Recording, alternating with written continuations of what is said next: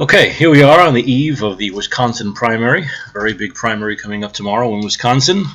Hope everyone wants to keep the momentum going. If he wins, that'll be 7 of the last 8 contests. So big day in Wisconsin. Polls are looking good, but obviously we don't take those for granted. So tomorrow will be a big day. Anyway, a few things I want to talk about today. The first being that Hillary is taking credit for the $15 minimum wage in New York, and her and Andrew Cuomo are going to be celebrating it together. She's celebrating the big $15 minimum wage in New York, when she's against the $15 minimum wage nationally. Or the last thing she said was 12. Where she came up with the number 12, well, who knows? Tomorrow maybe it'll be 12.50. You know, who knows? The way she changes, the number evolves like she evolves.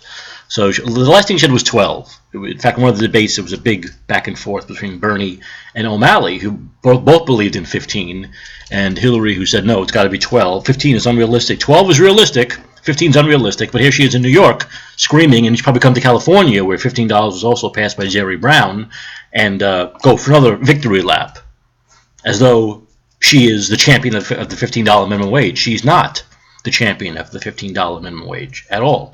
Now, what she will say is, I believe it should go state by state is fine, but we can't have a federal. Of course, that's bullshit. The minimum wage increase is always a federal increase. And, of course, everywhere there's been a $15 minimum wage, it's been great. The businesses prosper. People make more money, so they spend more money. We know how this works. Democrats know how this works. Hillary Democrats seem to have forgotten how it works. In the general election, they know how it works. In the primary against Bernie, they forgot how it works. $15 minimum wage would be perfect. Bernie's always been for it. He's been always a champion for raising the minimum wage federally. Hillary's against it, but she's taking this big victory lap, showing how phony she is in New York. So there's that. The next thing is this debate, this New York debate. A lot of New York news. The New York debate, which Bernie wants scheduled on a night when people are going to watch, I believe the April 10th, is the date he accepted from NBC. He accepted to be there. That's when NBC feels to be the biggest audience, and he wants to do it. Hillary says, no, we want to do it on April 15th, tax day, tax deadline night, when everyone's going to be working on their taxes, working on those taxes, and George Stephanopoulos. She wants George Stephanopoulos to moderate it. Now, George Stephanopoulos worked for Bill Clinton. You remember The War Room? Go look up the documentary The War Room. It's James Carville and George Stephanopoulos. They worked for Bill Clinton's election campaign. George Stephanopoulos has given money to the Clinton Foundation. This is who she wants to moderate it. This is what she feels is fair. A night where no one is watching, moderated by her best friend on the planet. One of her and Bill are best friends on the planet. But of course, her people are putting out these lies that Bernie has. He's just playing games. We've given him all these wonderful dates, and there's no doubt that he's playing games. He doesn't want to do it. Of course, they want to do it when no one is watching and when their friend is moderating. That's the only time they'll do it. And speaking of tax day, the 15th, Hillary's people have put out a hashtag release the returns. They want Bernie to release his tax returns. Now, it should be known that Hillary Clinton, in her 3 speeches to Goldman Sachs, listen to this, in her 3 speeches to Goldman Sachs, she made more money than Bernie Sanders is worth. Yet she won't release those transcripts. Hashtag release the transcripts. That's what we need to get trending again.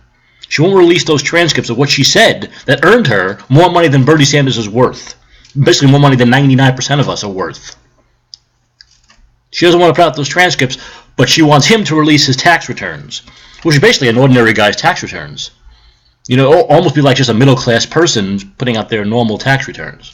He's not a politician that makes millions like Mitt Romney or even Obama. Regular guy. A senator makes good money, like $200,000 a year. Really good money, and Bernie will admit it's great money. But he's nothing special when it comes to most politicians. You know, he's worth much less than most of them. In fact, I think all of them. So the big push is, put out those tax returns, Bernie. What money are you hiding?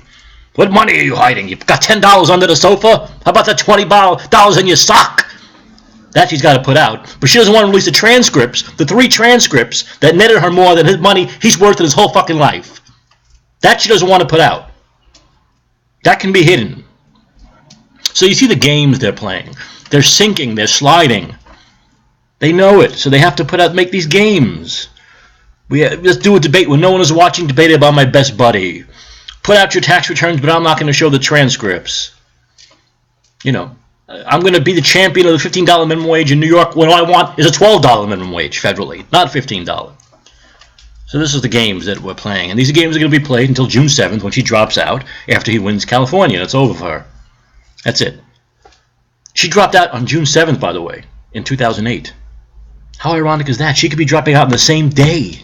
The same exact day 8 years later. Let's make it happen. And it starts with Wisconsin tomorrow. That's a biggie. Got to keep the momentum going. You know, the media will spin as Bernie's got to win by 5,000 points. If he doesn't get 137% of the vote, it's not a win. But of course, it is a win. It will be the 6th straight state, and it'll be 7 of the last 8 contests, if you include Democrats abroad. And so the momentum will be huge. And on Saturday in Wyoming, he's going to win big. Think about that. That'll be 8 out of 9 contests won going into New York. Momentum's very important. People start to see that he could be inevitable, that he's the one everyone's voting for. That's what we need. That's the narrative and the momentum we need. That Bernie has become inevitable now. That he's the guy. He's the only one who can beat the Republicans. Not just beat them, but beat them so big that down ballot, it helps the Senate it helped Democrats take back the Senate easily, and maybe take back the House, and if not, make such big inroads that in 2018 they take it back totally. So this is very important. Anyway, those few things wanted to get off my chest. Big day in Wisconsin. Let's go Wisconsin. Let's go Cheeseheads. Let's go Milwaukee. Let's bring us a big win. Mike Caccioppoli, speak to you soon. Thanks for watching, as always.